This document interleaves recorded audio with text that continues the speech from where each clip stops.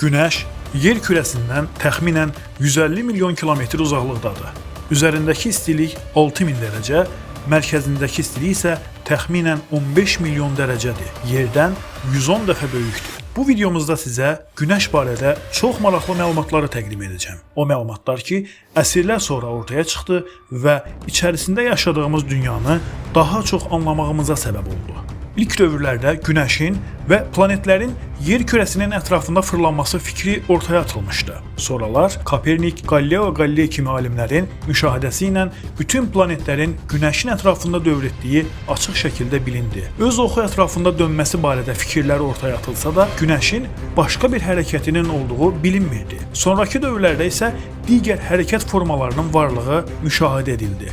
Birincisi, Günəşin öz oxu ətrafında fırlanmasıdır. Ancaq bu hərəkət yer kürəsinin öz oxu ətrafındakı hərəkəti kimi deyil. Günəşin hissələri bir-birindən ayrı şəkildə öz oxu ətrafında fırlanır. Misal üçün, qütbləri 35 gün ərzində, ekvator xətti 25 gün ərzində, qütbə yaxın hissələr isə 28-31 gün ərzində bir dövrə vurur. Günəş həmçinin digər planetlərlə birlikdə Samanyolu qalaktikasının mərkəzində saatda 720 min kilometr sürətlə hərəkət edir. Yüksək sürətlə dönməsinə baxmayaraq, Günəş sistemi qalaktikanın mərkəzindəki bir dövrəsini 230 milyon ilə tamamlayır.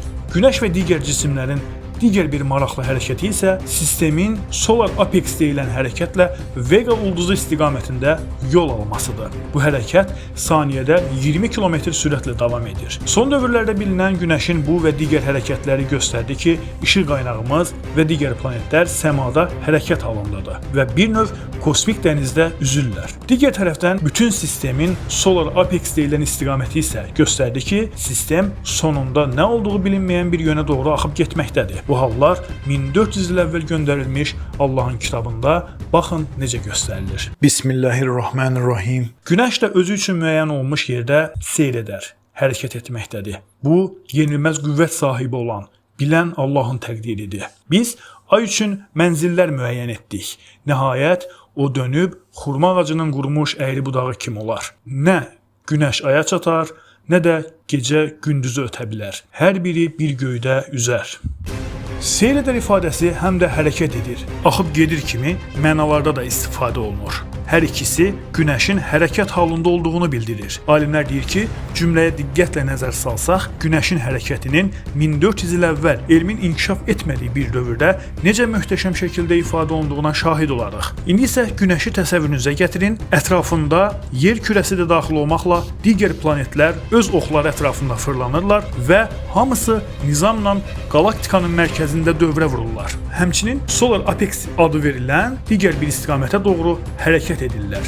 Beynimizdə bu prosesi canlandırdığımızda bəhs etdiyimiz ayənin axıb getməkdədir ifadəsi Günəşin və digər cisimlərin hərəkətini necə gözəl təsvir etdiyini görürük. Buradan anlaşılır ki, Günəş digər bir mərkəzə hərəkət etməkdədir. Günəş sisteminin hərəkəti Quranın digər bir ayəsində isə belə ifadə edilir. Bismillahirrahmanirrahim. Gecəni və gündüzü də Günəşi və ayı da yaradan odur. Onların hər biri bir göydə üzür. Diqqət edin. Bir qismi Günəş, bir qismi də ay kimi başqası tərəfindən aydınlanan milyardlarla göy cisimlərinin hər biri özünə məxsus bir dairədə üzür. Heç biri sakit deyil. Hamısı bir nizam və düzən içində yollarına davam edir və hər növ qüsurdan qorunmuş vəziyyətdə üzməkdədirlər. Ən cüzi xəta belə kainatın darmadağın olmasına gətirib çıxara bilər. Ancaq dərk etməkdə belə çətinlik çəkdiyimiz o göy cisimləri uzun əsrlərdir yorulmadan, xəta etmədən onlar üçün cızılan yoldan çıxmır.